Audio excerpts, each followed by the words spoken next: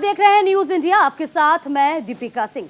नेशन@9 में आप सभी का बहुत बहुत स्वागत है। इस बुलेटिन में हम आपको दिखाएंगे पूरब से लेकर पश्चिम तक, उत्तर से लेकर दक्षिण तक तमाम खबरों को। लेकिन शुरुआत करते हैं राष्ट्रपति की खबर के साथ।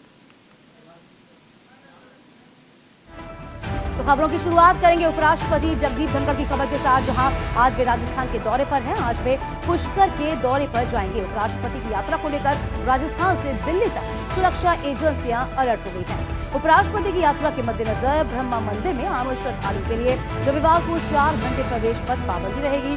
उपराष्ट्रपति धनखड़ नागौर के मिर्दा में पूर्व केंद्रीय मंत्री दिवंगत, आपको बता दें कि जो मंत्री हैं नाथूराम मिर्धा की प्रतिमा का अनावरण भी करेंगे। जाने माने स्वतंत्रता सेनानी हैं, नागौर के बड़े किसान नेता हैं नाथूराम मिर्धा। 6 बार लोकसभा सांसद रहने के साथ साथ केंद्रीय मंत्री भी रहे थे। इसके बाद उपराष्ट्रपति कई कार्यक्रमों में शामिल होंगे।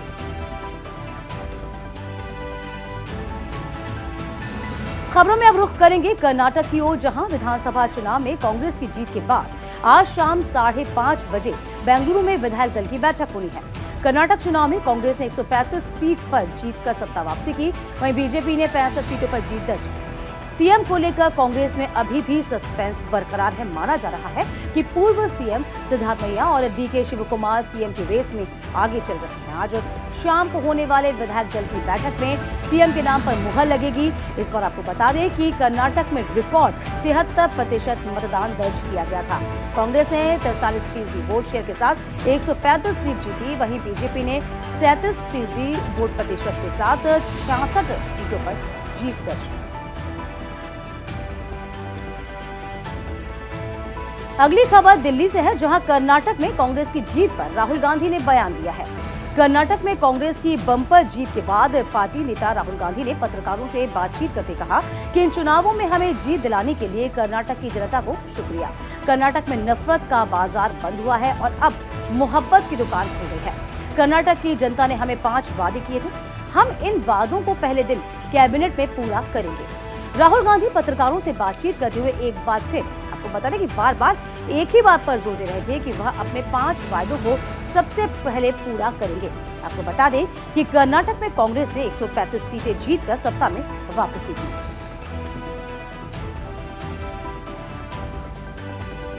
कर्नाटक विधानसभा चुनाव में कांग्रेस पार्टी ने बड़ी जीत हासिल की है। कांग्रेस ने 136 सीटों के साथ स्पष्ट बहुमत हासिल किया। बीजेपी को कर्नाटक में 65, जेडीएस को 19 और अन्य को 4 सीटें मिली हैं। वहीं बीजेपी छोड़कर कांग्रेस में शामिल हुए जगदीश शेट्टार हुबली धारवाड़ सेंट्रल सीट से चुनाव हार गए हैं। उन्हें बीजेपी के महेश तेंगिकाई ने भारी अंतर से हराया है। वहीं कर्नाटक में मिली हार पर केंद्रीय मंत्री प्रहलाद जोशी ने कहा, हम अपनी असफलताओं के सभी कारणों की समीक्षा करेंगे। हम बहुत जल्द ही बैठक कर सभी चीजों को ठीक करने का प्रयास करेंगे।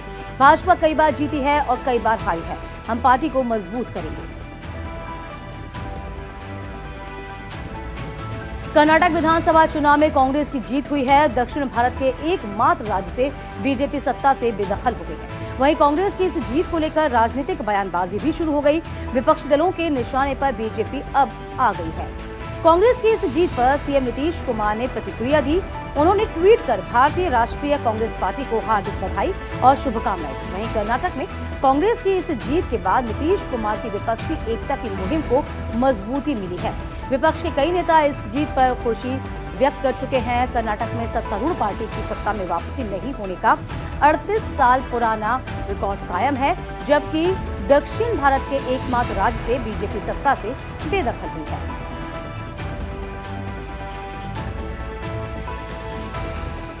उत्तर प्रदेश में बीजेपी ने सभी 17 नगर निगमों में पदों पर जीत हासिल कर मेयर का चुनाव जीत लिया है।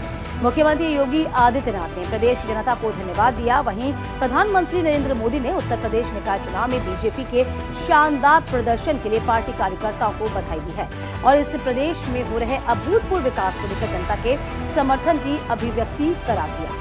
पीएम ने एक ट्वीट में कहा कि निकाय चुनावों में शानदार विजय के लिए यूपी बीजेपी के तमाम कार्यकर्ताओं और उम्मीदवारों को बहुत बहुत बधाई। ये सफलता योगी आदित्यनाथ के नेतृत्व में प्रदेश के हो रहे अभूतपूर्व विकास को लेकर जन जन के समर्थन को अभिव्यक्त करती है। बीजेपी राज्य के सभी 17 नगर निगमों में पहली बार पूर्ण बहुमत के साथ विजय प्राप्त की है। अगली खबर हिमाचल प्रदेश से है, जहां आज कांग्रेस ने शिमला में पार्षदों की बैठक बुलाई। बैठक में नए डिप्टी मेयर और डिप्टी मेयर के नामों पर मंथन होगा। शिमला में कांग्रेस मुख्यालय राजीव भवन में आयोजित होने वाली इस बैठक में मुख्यमंत्री ठाकुर सुखविंदर सिंह, कांग्रेस प्रदेश अध्यक्ष प्रतिभा सिंह और हाईकमान के द्वारा नियुक्त किए गए केंद्रीय पर्यवेक्षक तेजेंद्र पाल सिंह बिट्टू सहित कई वरिष्ठ नेता मौजूद रहे। मेयर और डिप्टी मेयर को लेकर दिल्ली में मुख्यमंत्रियों के साथ ही कांग्रेस प्रदेश अध्यक्ष और सांसद प्रतिभा सिंह प्रदेश प्रभारी राजीव शुक्ला से भी चर्चा कर चुके हैं। इस कड़ी में अब सभी पार्टियों के जो पार्षदों के साथ बैठक की जाएगी।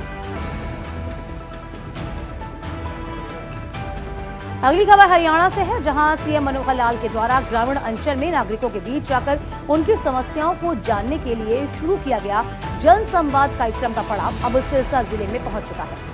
13 मई से 15 मई तक 3 दिवसीय सिरसा दौरे के दौरान मुख्यमंत्री लगभग 9 गांवों में जन संवाद कार्यक्रम के तहत ग्रामीणों से बातचीत कर उनकी समस्याओं का मौके पर समाधान कर रहे हैं। और इसी कड़ी में आज सीएम मनोहर लाल चोरमार खेड़ा गांव डब्बाली और अबू शहर में भी लोगों की समस्याओं को सुनी। यात्रा को लेकर सीएम मनोहर लाल ने कहा है कि प्रदेश में 3.25 करोड़ जनता उनका परिवार है और अपने परिवार के सदस्यों के बीच जाकर उनकी समस्याएं और शिकायतें सुनने के लिए जन संवाद कार्यक्रम की शुरुआत की है। अगली खबर मध्य प्रदेश है, जहां शिवराज सिंह चौहान सागर जिले के दौरे पर जाएंगे, जहां वो सागर जिले के लिए 866 करोड़ की 3 नल जल योजना का भूमि पूजन करेंगे। 3 नल जल योजना से 520 गांव में पाइपलाइन बिछाकर घर घर पानी पहुंचाया जाएगा। इसमें 203 करोड़ की सनौधा मढ़िया जल प्रदाय योजना भी शामिल है। इस परियोजना के पूरा होने के बाद 77 गांव को इससे फायदा होगा। इस दौरान वे ब्याज माफी योजना की शुरुआत करेंगे, इसका शुभारंभ करेंगे। इसके बाद सीएम शिवराज सिंह कुशवाहा समाज के संभागीय सम्मेलन में शामिल होंगे। आपको यहाँ बता दें कि इस साल के अंत में मध्य प्रदेश के विधानसभा के चुनाव होने हैं।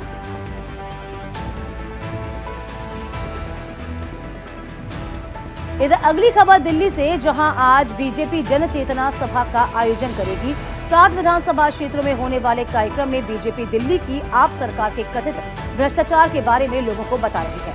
बीजेपी का आरोप है कि केजरीवाल सरकार ने बीते 9 सालों में दिल्ली में 9 घोटाले किए हैं, जिसमें शराब घोटाला, जल बोर्ड घोटाला, डीटीसी घोटाला, क्लासरूम घोटाला, वक्फ बोर्ड घोटाला, हवाला कांड, बिजली घोटाला, ऑक्सीजन घोटाला, राशन घोटाला शामिल है।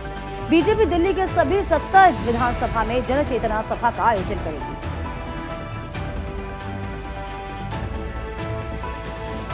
अगली खबर भी दिल्ली से जुड़ी हुई है, जहां पहलवानों के प्रदर्शन के बाद भारतीय ओलंपिक संघ ने एक बड़ा फैसला लिया है। भारतीय ओलंपिक संघ ने कुश्ती संघ के सभी पदाधिकारियों के कामकाज पर रोक लगा दी। इसी को लेकर बाकायदा एक ऑर्डर जारी किया गया। भारतीय ओलंपिक संघ का यह फैसला जंतर मंतर पर चल रहे पहलवानों के प्रदर्शन के बाद बेहद खास माना जा रहा है। आपको बता दें कि इसके पहले एक एड हॉक कमेटी बनाई गई थी, जो हर दिन WFI के होने वाले फंक्शन पर नजर रख रही थी।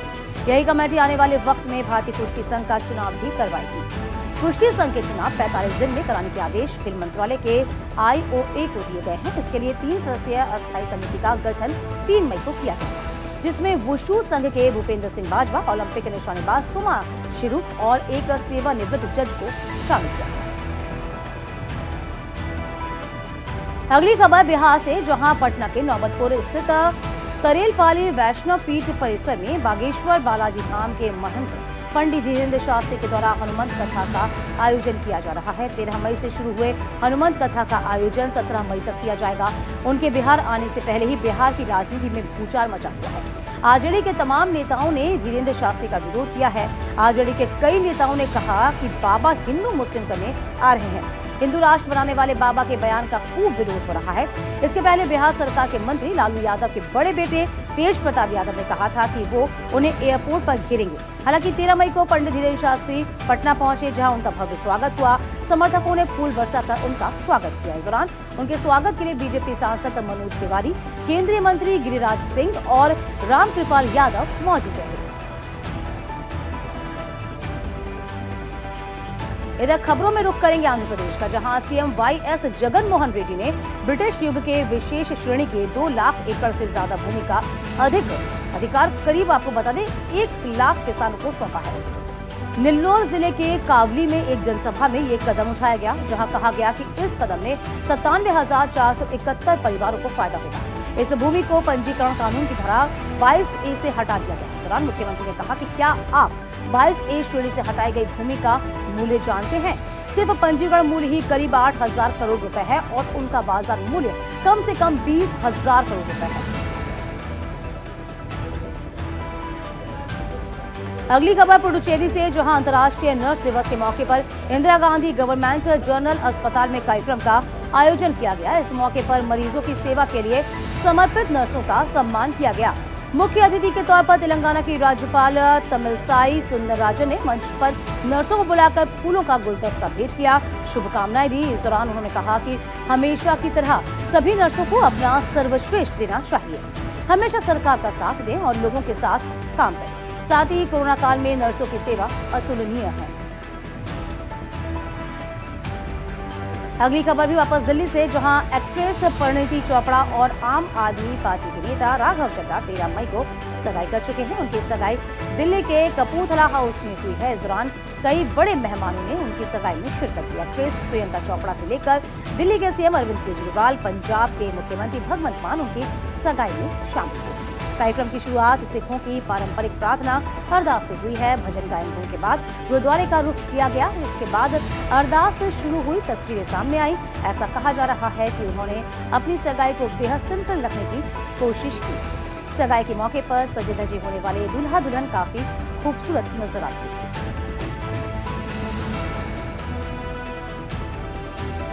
चलिए खबरों में अब बात होगी महाराष्ट्र की, जहां अकोला में पुराने शहर में दो समुदाय के लोगों के बीच झड़प हुई। इसके बाद जमकर पथराव किया गया। उपद्रवियों ने इस दौरान कई गाड़ियां तोड़ दी, वहीं कई गाड़ियों पर आग लगाई। दो गुटों के बीच हुए झड़प में एक की मौत की खबर है, वहीं एक पुलिसकर्मी समेत 3 लोग घायल हुए हैं। इधर घटना के बाद तुरंत इलाके में भारी पुलिस बल तैनात किया गया है। पूरे इलाके में धारा 144 लागू कर दी गई है। लोगों से सावधानी बरतने की लगातार अपील की जा रही है। साथ ही उपद्रव में शामिल लोगों की पहचान करने के लिए सीसीटीवी कैमरे को खंगाला जा रहा है। खबरों में आगे बढ़ेंगे, जम्मू कश्मीर का रुख करते हैं। जम्मू कश्मीर में अनंतनाग के अडवान संगम इलाके में सुरक्षा बलों आतंकियों के बीच मुठभेड़ की खबर है। आपको बता दें कि जम्मू कश्मीर के राजौरी में सुरक्षा बलों और आतंकवादियों में बीच मुठभेड़ में सेना के 5 जवान शहीद हुए थे। एक अधिकारी ने बताया कि ऑपरेशन 3 मई से शुरू हुआ था। राजौरी में कांजी के जंगलों में आतंकवादियों के छिपे होने की खबर मिली थी, वहीं सर्चिंग ऑपरेशन शुरू किया गया। इसके बाद सुरक्षा बलों और आतंकियों के बीच फायरिंग शुरू हुई। आतंकवादी एक गुफा के भीतर छिपे हुए थे। जिस इलाके में आतंकवादी छिपे थे वहां काफी पेड़ पौधे और पहाड़ियां हैं। अब बात तेलंगाना की, जहां मानवता को शर्मसार करने का मामला सामने आया है। हैदराबाद में लंगर हाउस थाना क्षेत्र में एक, आपको बता दें, 50 साल के व्यक्ति का शव मिला है, जो कि टुकड़ों में था। मौके पर पहुंची पुलिस ने शव को कब्जे में लेकर मोर्चरी में रखवाया है। आरोपी मृतक के भाई और बहन का कहना है कि उसकी मौके पर घर पर ही मौत हो गई थी। उसके पास अंतिम संस्कार करने के लिए पैसे नहीं थे, इसीलिए उन्होंने शरीर के अंगों को काट कर ही फेंक दिया। फिलहाल पुलिस ने मृतक के भाई और बहन पर धारा 302 के तहत हत्या, 201 के तहत मामला दर्ज किया है। गिरफ्तार कर जेल भेजा।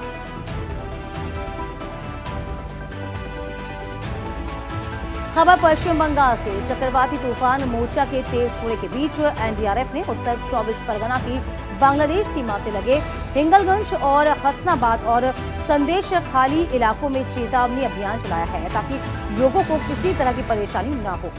वहीं पश्चिम बंगाल की मुख्यमंत्री ममता बनर्जी ने भी चक्रवात मोचा को लेकर लोगों को आश्वस्त किया।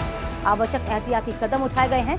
घबराने की कोई जरूरत नहीं है, क्योंकि चक्रवात के राज्य में आने का अनुमान नहीं है। उन्होंने चक्रवात से घबराने नहीं की बात कही है कि घबराए नहीं, हो सकता है पश्चिम बंगाल में दस्तक नहीं है, लेकिन राज्य के तटीय इलाकों को सतर्क रहने को कहा गया है। एहतियात के तौर पर कुछ इलाकों में हाई अलर्ट जारी किया गया है। दूसरी ओर मौसम वैज्ञानिकों का कहना है कि चक्रवात से बांग्लादेश के दक्षिणी पूर्वी सीमावर्ती कॉक्स बाजार के प्रभावित होने की आशंका है, जहां 10 लाख से अधिक रोहिंग्या शरणार्थी रहते हैं। देश के कई राज्यों में मौसम में बदलाव नजर आ रहा है। कई राज्यों में आसमान में बादल छाए रहने के साथ ही तापमान में बढ़ोतरी देखी जा रही है। वहीं कुछ राज्यों में बारिश का सिलसिला भी जारी है। पूर्वी राज्यों में भारी बारिश की चेतावनी जारी कर दी गई है। वहीं दक्षिणी राज्यों में ओलावृष्टि और बारिश का पूर्वानुमान जाहिर किया गया है। हालांकि उत्तर भारत में तापमान में बढ़ोतरी जारी रहेगी। केरल, कर्नाटक, तमिलनाडु, निकोबार द्वीप समूह में बारिश जारी रहेगी। ओलावृष्टि का भी पूर्वानुमान जाहिर किया गया है। आंधी की चेतावनी जारी की गई है। 60 से 70 किलोमीटर प्रति घंटे की रफ्तार से हवा चल सकती है। साथ ही असम, मेघालय, मणिपुर, नागालैंड, मिजोरम सहित अरुणाचल प्रदेश में भारी बारिश का अलर्ट जारी किया गया। भूस्खलन की चेतावनी जारी करते हुए लोगों को सतर्क रहने की सलाह दी गई।